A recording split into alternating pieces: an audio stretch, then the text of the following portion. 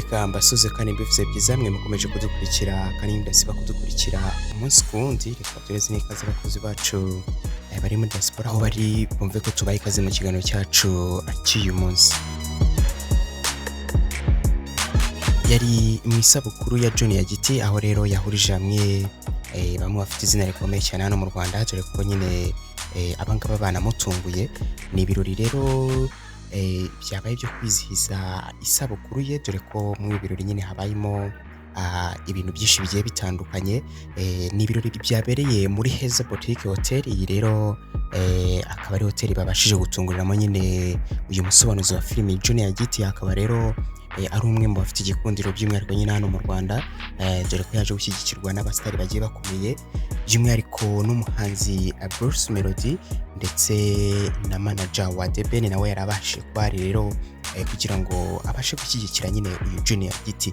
Gusa nubwo baje kumushyigikira, hari bamwe mu basitari rero bagiye batungurana cyane nyine nk'abo tuherutse kubona mu myidagaduro, by'umwihariko nyine nk'umusobanuzi wa filimi Rocky Kimomo. Uyu nawe ntabwo araherutse kugaragara mu ruhame. Ku inshuro rero yagaragaye ari kumwe na Bruce Melody ndetse na Titi Brown n'abandi benshi bagiye batandukanye baje gushyigikira nyine uyu Junior Giti, ariko bose turazi kubirebera hamwe. Gusa uyu Rocky Kimomo we yatunguranye rero ubwo nyine barimo bafata ijambo nyine bashimira cyangwa se babwira nyine Junior Giti akomeje kugira isabukuru nziza. Uyu Rocky Kimomo rero yakoze akantu twakita nk'agashya, aho yafashe mama Bobona cyangwa se nyine uyu mugore wa Junior Giti, arangije nyine aramuterura abasha no gusangiza abamukurikira, by'umwihariko ku rukuta rwe rwa Instagram, abasangiza ayo mashusho nyine ni video yafashe. Arangije yandika caption igira ati rwose ndashaka gusubiza inkwano nyine, urumva Junior Giti ubundi akava mu kibuga, ariko urumva nyine byose byaragutegeka. Gusa hari abantu bamwe rero batagiye bishimira iki kintu, ndetse bamwe bagiye banabigara ko bavuga bati rwose ibi ntabwo byari bikwiye kubona umuvandimwe nyine we nyine nka Rocky Kimomo akora ibintu nk'ibi ngibi, dore ko bamwe mu bari bahari nka Kadafi n'abandi benshi ubona ko byabatunguye cyane, ndetse Junior Giti nawe abanza guhagarara nyine abanza kureka ijambo. Nkwibutse ko uyu Junior Giti rero bamutunguye nyine ku isabukuru ye, ni imyaka ari yujuje rero imyaka 34 y'amavuko. Ni ukuvuga ko nyine uyu Junior Giti yavutse mu 1992, ni ukuvuga nyine muri Mata ku itariki 20 nyine ku munsi w'ejo washize nibwo yabashe kwibaruka. Uyu Junior Giti rero yakunzwe kubera ubuhanga bwe nyine by'umwihariko cyane mu gusobanura filimi. Akaba ari nawe rero washinze brand kuyigeze gukomera cyane, ariko benshi bakaba baribajije bati iyi brand ninde wayishinze.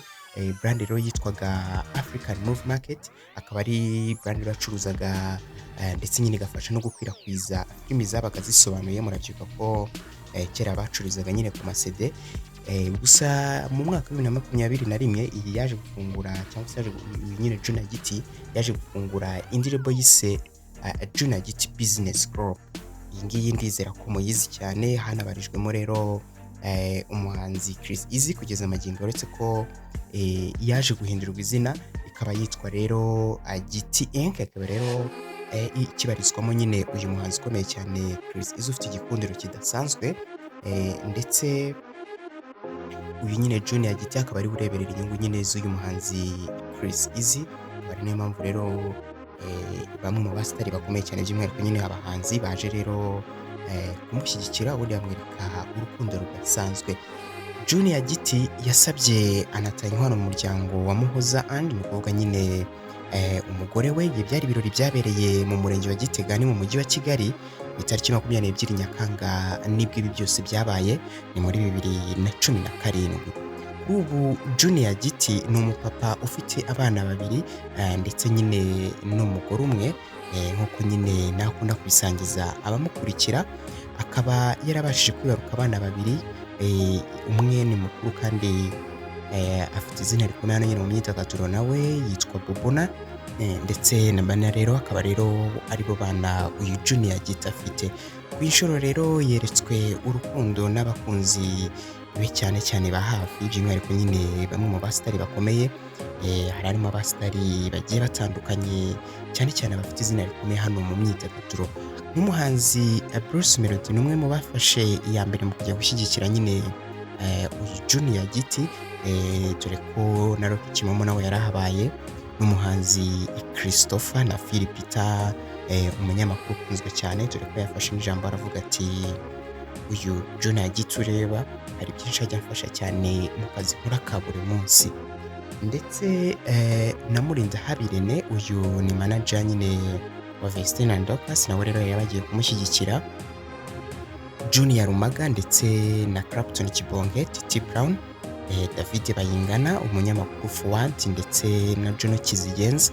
Hari n'abavandimwe be ba hafi by'umwihariko nyine nabo mu basobanuzi nka Sankara, uyu muramuzi cyane nawe yamenyekanye cyane mu gusobanura ibijyanye na filime hano mu Rwanda.